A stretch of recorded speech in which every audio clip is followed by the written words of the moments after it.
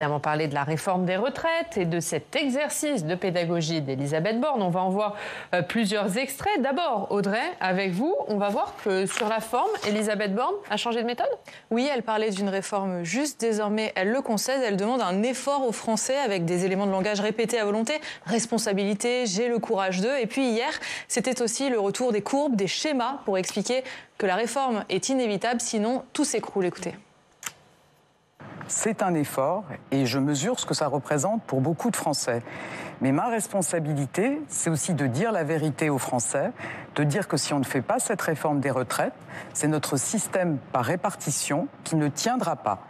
Voilà, dans cet extrait, c'est un peu le bingo de tous les éléments de langage de ce que la Première ministre a développé hier pendant l'interview. Oui, effectivement, c'est un changement sémantique, mais il est quand même important dans la manière dont Elisabeth Borne s'adresse aux Français. Je ne suis pas sûr que ça fasse beaucoup bouger les lignes. Moi, je pense que très fondamentalement, l'exécutif considère que la bataille de l'opinion sera très difficile à gagner, c'est le moins qu'on puisse dire, compte tenu finalement de l'hostilité assez massive que manifestent les Français à cette réforme. Et il y a peu de chances finalement qu'ils arrivent à renverser en quelques semaines cette hostilité. Moi, je pense que cet exercice, d'abord, il intervient 4 jours avant la discussion parlementaire à l'Assemblée nationale, le 6, et que finalement, il s'adresse certes à l'opinion, mais il s'adresse peut-être plus, j'allais dire, aux parlementaires de la majorité et aux parlementaires éventuellement de l'opposition, comme les Républicains qui peuvent voter ce texte, plutôt qu'à l'opinion publique. Après, clairement, Elisabeth Borne a tenu un discours qui était sobre, qui se voulait pédagogique. Je pense que là où peut-être elle a un peu marqué un point, c'est lorsque, par rapport aux positions du président du corps, elle a dit le problème, c'est pas tant les dépenses que les recettes. Là, en la matière, il y avait un élément un peu nouveau dans l'expression.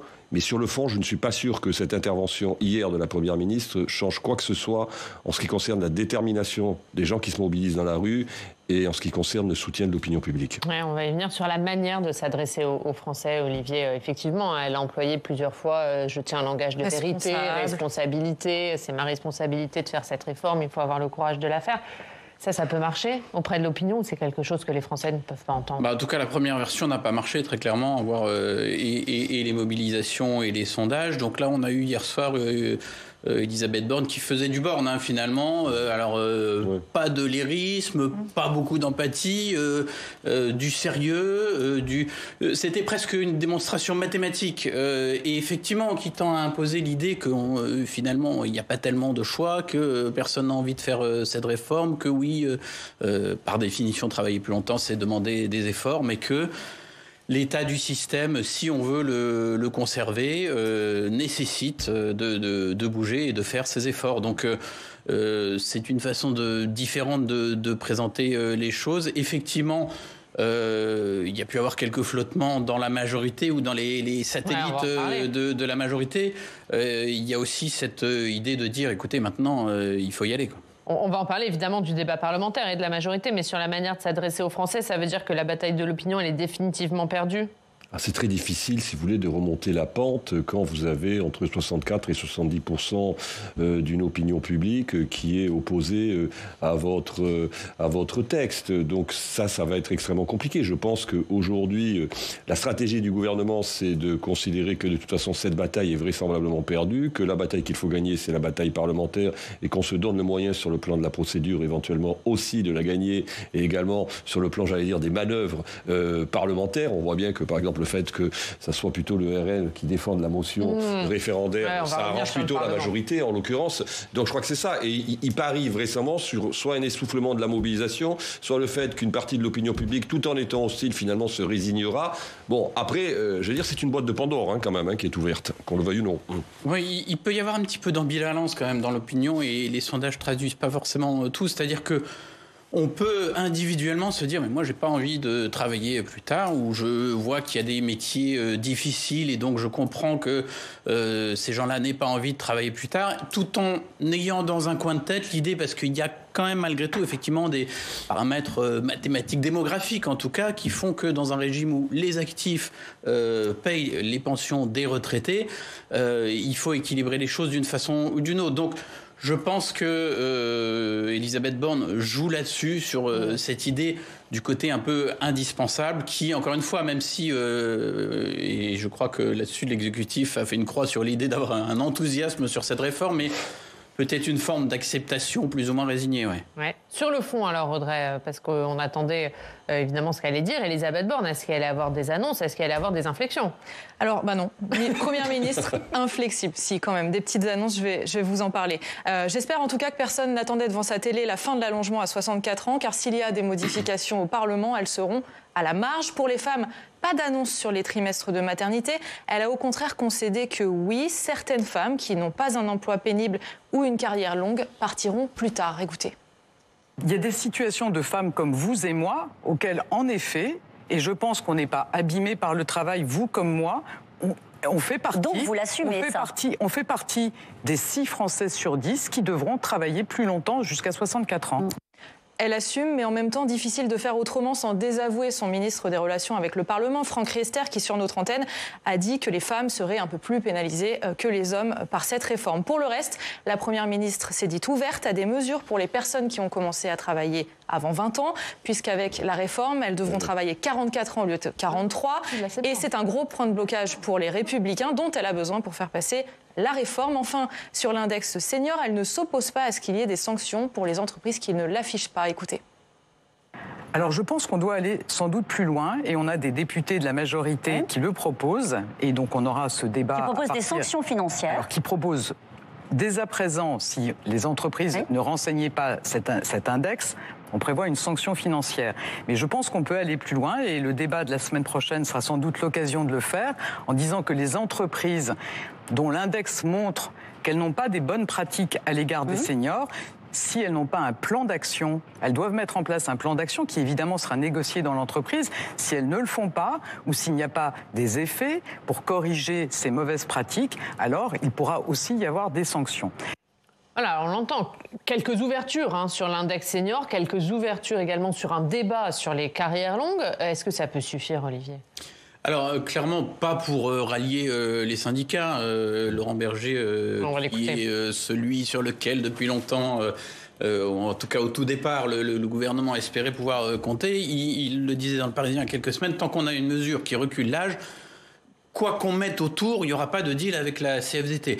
Les personnes, les élus en l'occurrence, que ça peut convaincre, c'est cette fraction des députés, les Républicains, qui hésite ou qui fait monter les enchères selon la façon dont on veut le voir. Il est certain que sur une réforme qui a du mal à passer comme ça, qui suscite une telle résistance dans l'opinion, la faire adopter par un vote classique, donc ça nécessite le renfort des Républicains, ce ne sera pas la même chose que de la faire passer par ce qu'on pourrait appeler un artifice de procédure, même si c'est des choses qui existent dans la Constitution, 49.3, temps programmé, temps limité d'examen du texte. Malgré tout, ça ne donnera pas la même impression de passage en force ou pas. Et donc, je pense que c'est un point important. D'ailleurs, Elisabeth Borne s'est un petit peu engagée là-dessus hier, puisqu'elle a dit qu'elle n'envisageait pas l'hypothèse d'un 49.3. Donc, est-ce que c'est une façon de forcer un petit peu la main de LR ? En tout cas, elle s'est un petit peu avancée là-dessus. Ouais, on va venir sur le débat parlementaire, mais puisque vous citiez Laurent Berger, avant de faire réagir Arnaud, on va l'écouter, Laurent Berger, puisqu'il a réagi juste après l'intervention d'Elisabeth Borne. C'était toujours sur France 2. On a l'impression de revivre la conférence de presse du 10 janvier.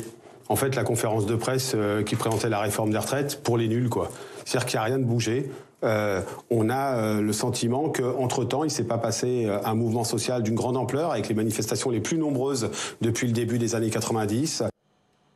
Voilà, donc on le voit, les syndicats toujours pas convaincus. Est-ce qu'elle peut y arriver ? Non, mais clairement, on est dans une situation aujourd'hui de blocage entre les syndicats et le gouvernement, parce que de toute façon, il y a un totem qu'aucun veut bouger, c'est la question de l'âge. Tant du côté du gouvernement, Madame Borne n'a cessé de répéter depuis quelques jours que c'était non négociable. Elle l'a dit dimanche dernier, elle l'a quand même répété implicitement hier. Et du côté des syndicats, y compris des syndicats les plus réformistes comme la CFDT, c'est également non négociable. Donc on est dans une situation situation qui est une situation de blocage sociopolitique aujourd'hui, clairement. Donc la vraie question, c'est de savoir comment on en sort. On en sort soit par la procédure parlementaire. On voit qu'hier, quand même, elle a donné en effet un peu sur sa gauche avec la question de l'index, un peu sur sa droite avec la question des gens qui ont commencé à travailler tôt, des signaux pour que, je veux dire, disposer d'une majorité à l'Assemblée. Est-ce que ça sera suffisant ? Je n'en sais rien. On va voir. Ce qui est sûr, c'est que la procédure aujourd'hui qui a été retenue est une procédure qui permet quand même d'aller vite, en l'occurrence. Et d'ailleurs, c'est des critiques que font notamment la NUPES par rapport à au choix de cette procédure. Donc, mais juste sur les syndicats, est-ce qu'aujourd'hui, ça veut dire que sur le fond, effectivement, on a d'un côté les syndicats qui nous disent nous, on ne demande qu'une chose, c'est le retrait de l'âge, et Elisabeth Borne qui dit il y a une chose qui n'est pas négociable, c'est le retrait de l'âge. Est-ce qu'elle peut miser sur une division syndicale sur la suite du mouvement ? Clairement, aujourd'hui, rien ne... La seule division qui puisse aujourd'hui... au stade où nous parlons, qui puisse en effet aujourd'hui exister entre les syndicats, c'est pas tant sur l'objectif poursuivi que sur les moyens d'action. Voilà, c'est ça le sujet. C'est pas l'objectif. L'objectif, ils sont d'accord sur l'objectif. C'est-à-dire retrait de cette disposition, c'est-à-dire de l'article 7.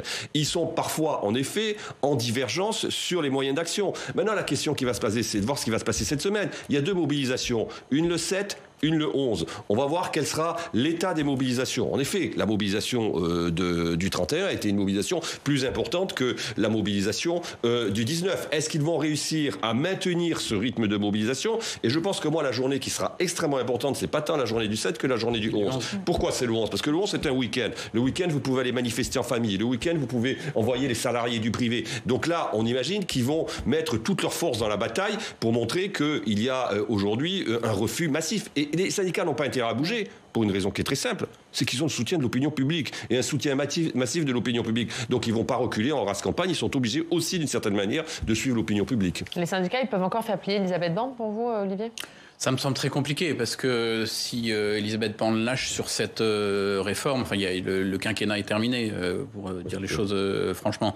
Les syndicats ils vont rester unis effectivement sur le front de cette opposition. Après, il y a 2 petits éléments, effectivement les modalités d'action, et on voit que, d'ailleurs, y compris des syndicats comme par exemple Sudrail, n'ont pas envie de se mettre l'opinion à dos. Il n'y a pas de blocage, il n'y a pas de grève reconductible dans les transports pour le moment, donc il y a une gêne finalement limitée pour les Français dans leur vie quotidienne. Alors, ça peut être mis au crédit de ces syndicats, mais ça peut faire aussi qu'il n'y a pas d'exaspération qui monte, et ça peut faciliter le travail, entre guillemets, pour le gouvernement. Et puis, il y a une deuxième chose, c'est que les syndicats réformistes, la CFDT, mais même des gens comme FO, par exemple, sont très républicains, très légalistes, et qu'une fois que le texte sera adopté définitivement, alors c'est encore pas tout de suite, hein, il y a du chemin, mais on les voit pas continuer à manifester une opposition, et ils sont très respectueux des institutions, du Parlement, et donc même si ce sera avec de la résignation et peut-être de la colère rentrée de la part de beaucoup de salariés, à ce moment-là, il est probable que tous ces syndicats-là, en tout cas, c'est à voir pour par exemple la CGT, mais pour ceux-là, ils cesseront le mouvement assez rapidement. Et vous l'avez dit, le texte y arrive lundi au Parlement. Vous nous l'avez un peu dit, Olivier. Elisabeth Borne, elle s'est exprimée hier sur le 49.3. Oui, elle l'a répété, elle va tenter la conciliation jusqu'au bout. Elle n'envisage pas l'hypothèse, vous l'avez dit, d'un recours à l'article 49.3. Ce sont ses termes. Oui, mais voilà, 20 000 amendements déposés rien qu'à l'Assemblée, plus l'ombre du Conseil constitutionnel qui va sûrement demander un vote, un 49.3 pour valider, un vote ou un 49.3 pour valider le texte. On pense que c'est un vœu pieux. C'est un vœu pieux. C'est-à-dire le fait de dire qu'elle n'envisage pas de 49.3. Ça veut plus. En tout cas, aujourd'hui, alors qu'on va commencer la discussion parlementaire, il est évident que la Première ministre qui entend négocier avec sa majorité et LR ne peut pas dire on passe par le 49.3. Le véhicule du 49.3 est un véhicule qui, en tout cas, irrissera d'ailleurs à l'intérieur du Parlement, évidemment, pas seulement les oppositions les plus déterminées, mais un certain nombre de soutiens au sein même de la majorité, mais même parmi les LR.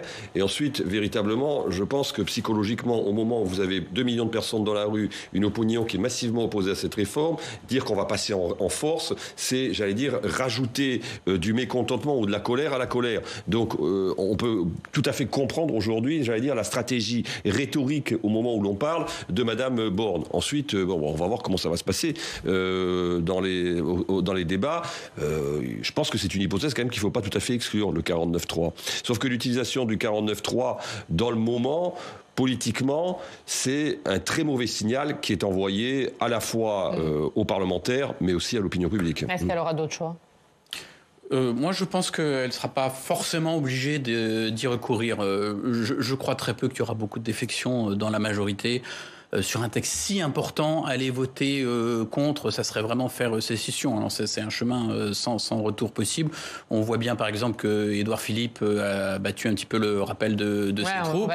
La question maintenant, c'est est-ce qu'il y aura suffisamment de votes 20 000 amendements, on devrait le rappeler. Ou alors, effectivement, est-ce qu'on arrivera jusqu'au vote ? C'est une autre question. Ça va être quand même ric-rac, parce que ça va être ric-rac, parce que, si vous voulez, d'abord, il y a quand même une partie de LR qui, aujourd'hui, traîne, c'est le moins qu'on puisse dire, les pieds par rapport aux consignes de la direction de LR, à la fois du président du groupe parlementaire et aussi de M. Ciotti et de M. Retailleau, ici au Sénat, et que vous avez aussi, par exemple, un groupe qui va manquer à l'appel, dont on parle très peu, et dont, finalement, le gouvernement escomptait qu'il puisse disposer d'un certain nombre de voix des parlementaires de ce groupe, c'est le groupe Lyotte, qui, majoritairement, ne va pas voter le texte aussi, semble-t-il. Et ce qu'il y a, c'est que vous avez beaucoup de parlementaires qui, en effet, y compris ceux de la majorité, qui, sur le terrain, lorsqu'ils se retrouvent dans leur circonscription, entendent une partie de leurs électeurs qui sont très remontés contre ce texte. Donc c'est quand même un exercice qui est difficile. Donc moi je pense en effet qu'il devrait y arriver.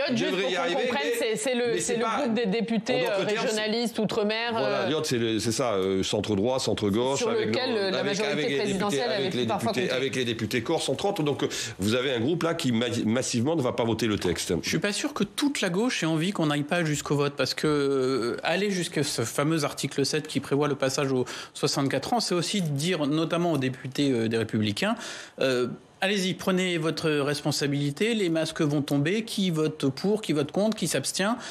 Peut-être que certains à gauche auront envie d'aller jusque-là, plutôt que ça se termine effectivement par un non-vote, par une sorte d'adoption de facto. Il semble qu'elle ait préparé le terrain à un éventuel 49-3, parce qu'hier, elle a fustigé les oppositions avec leurs très nombreux amendements. Elle a même tendu la main pour que certains en retirent. Donc peut-être que si ce 49-3 il y a, elle pourra aussi dire que c'est la faute des oppositions et de ces très nombreux amendements. C'est aussi ça. Il y a d'un côté l'opposition qui dépose un très grand nombre d'amendements pour pousser au 49-3 et Elisabeth Borne qui dit c'est la faute de très grand nombre d'amendements si on a un 49-3. Bien sûr, elle pourra leur envoyer la balle et leur dire si vous n'aviez pas pratiqué cette forme d'obstruction, on aurait pu débattre du fond et de ce recul de l'âge. C'est une figure classique. Une figure classique. Il y a obstruction. Enfin, je veux dire, il y a eu moi, j'ai connu des textes où il y avait beaucoup plus d'amendements. Je rappelle la privatisation de Gaz de France en 2006, si mes souvenirs sont bons, c'est, je crois, 160 000 amendements qui sont déposés par les oppositions. Même la réforme précédente des retraites a donné lieu à un dépôt d'amendements beaucoup plus important, près de 40 000. 2 fois plus, donc, bon, si vous voulez, après, évidemment, elle a beau jeu de dire, regardez, il y a un nombre d'amendements conséquents, plus que conséquents, exagérés, qui est déposé. Donc, il y a obstruction, c'est une attitude irresponsable de l'opposition. Olivier, vous parliez d'Édouard Philippe. On va l'écouter puisque peu avant son intervention, Elisabeth Borne a reçu le soutien de son ancien Premier ministre, Édouard Philippe, un soutien sans ambiguïté, sans bémol. C'est ce qu'a dit le patron d'Horizon, qui en a profité pour lancer un message aux parlementaires. On se pose souvent la question de est-ce que c'est une réforme juste ? Je comprends très bien qu'on se pose la question, c'est pas une mauvaise question. Mais ce qui me surprend, c'est qu'on oublie de se poser la question de savoir si le système actuel est juste. Prenons garde que, soucieux de faire en sorte que la réforme soit mieux acceptée et soucieux de faire en sorte qu'il y ait plus de justice, ce qui n'est jamais un mauvais objectif, nous perdions de vue l'impératif d'équilibre du système. Bon, il est clair, là, le message d'Édouard Philippe, qui s'adresse y compris aux députés d'Horizon. Vous pouvez améliorer si vous le souhaitez, mais attention, l'objectif, c'est la sauvegarde du système, l'équilibre du système. Oui, c'est assez habile ce qu'il fait, parce qu'il renverse la question de l'injustice en la ramenant au système actuel. Au passage, ça lui permet de dire en creux, mais moi, je portais une réforme qui devait mettre fin à ces injustices, qui était plus ambitieuse. Bon, elle était tellement ambitieuse que on n'a pas réussi à la faire passer. Elle était sans doute très compliquée aussi, mais enfin... Au final, il arrive à cet appel clair à voter la réforme. Je ne vois pas comment il aurait pu faire autrement. Entre nous, c'est une question de cohérence. Et Édouard Philippe, il y a encore quelques mois, plaidait pour aller à 65, voire 66 ou 67 ans. Dire qu'une réforme qui porte l'âge légal à 64 ans ne va pas dans le bon sens, là, il aurait perdu toute cette cohérence et on n'aurait pas compris où il voulait en venir. C'est exactement le même problème qui se pose au groupe LR. Ouais. Mais on ne l'entendait pas jusque-là, Édouard Philippe, parce que là, sa prise de parole peut changer quelque chose. Il n'a pas le choix. De toute façon, il n'y a aucun des responsables de la majorité n'a d'autre choix que celui qui a été exprimé par Édouard Philippe, c'est-à-dire de soutenir cette réforme. Parce que finalement, aujourd'hui, exprimer des réserves, c'est prendre le risque, en effet, qu'un certain nombre de parlementaires qui sont déjà tentés par le fait de s'abstenir, voire de voter contre, finalement passent à l'acte. La réalité, c'est que lui, il n'est pas parlementaire. Donc ça, c'est une chose. Il est président d'une formation politique. Bon, après, moi, ce que j'entends dire, c'est qu'il y a un certain nombre de parlementaires d'Horizon qui émettent un certain nombre de réserves quant à la pertinence du texte. Est-ce que la parole d'Édouard Philippe sera suffisamment forte pour que le groupe parlementaire Horizon, dans sa totalité, vote le texte? On va le voir très rapidement. On peut l'imaginer, si vous enlevez Édouard Philippe d'Horizon, il ne reste pas grand-chose. Donc, si le, mais est-ce qu'elle va pouvoir compter sur le soutien Est-ce qu'elle va vraiment pouvoir compter sur le soutien de l'ensemble de sa majorité? Parce qu'il y a des députés d'Horizon qui ne sont pas chauds pour voter la réforme. Il y a François Bayrou aussi qui fait quand même entendre sa petite musique. Il y a des députés modem. Des députés modem, même des députés Renaissance qui disent on n'est pas sûr de la voter. Est-ce qu'elle va vraiment pouvoir compter sur sa majorité? François Bayrou, il a l'habitude de faire entendre sur plein de sujets sa petite musique. Et puis au final, je n'ai pas en tête ces derniers mois qu'il soit allé jusqu'au fait que son groupe n'ait pas suivi la majorité et que ça a mis en danger un texte. Donc, et après, il peut y avoir quelques tentations individuelles sur l'aile gauche du groupe Renaissance. Je ne dis pas que ça n'arrivera pas, simplement ces députés-là, encore une fois, devront réfléchir de façon profonde à ce qu'ils s'apprêtent à faire, parce que comment revendiquer ensuite l'appartenance à la majorité macroniste en ayant voté contre un texte d'une telle importance porté par la Première ministre de façon si visible? Et puis c'était dans le projet présidentiel. On a une campagne très courte, il ne s'est pas passé grand-chose, mais ce point-là a été dit clairement par Emmanuel Macron pendant la campagne. Donc ça me semble quand même délicat, sauf encore une fois à dire « je quitte la majorité ». Sauf que l'opinion ne l'a pas entendu comme ça, c'est-à-dire que l'opinion a voté, enfin une majorité de Français ont voté pour Emmanuel Macron au second tour, en ne lui donnant pas un quitus sur la réforme des retraites. Ce qui est clair, c'est que tout va dépendre finalement de la dynamique des mobilisations des semaines qui viennent, et notamment de la semaine prochaine. Si les mobilisations sont très fortes, s'il y a une augmentation de la mobilisation, notamment le 11, si l'opinion publique continue à soutenir le mouvement, voire cette opposition croit encore dans l'opinion, ça peut avoir un impact sur le vote d'un certain nombre de parlementaires. Le Parlement n'est pas un espace sanctuarisé qui est insensible à ce qui se passe dans la société. Et on suivra bien sûr tout ça.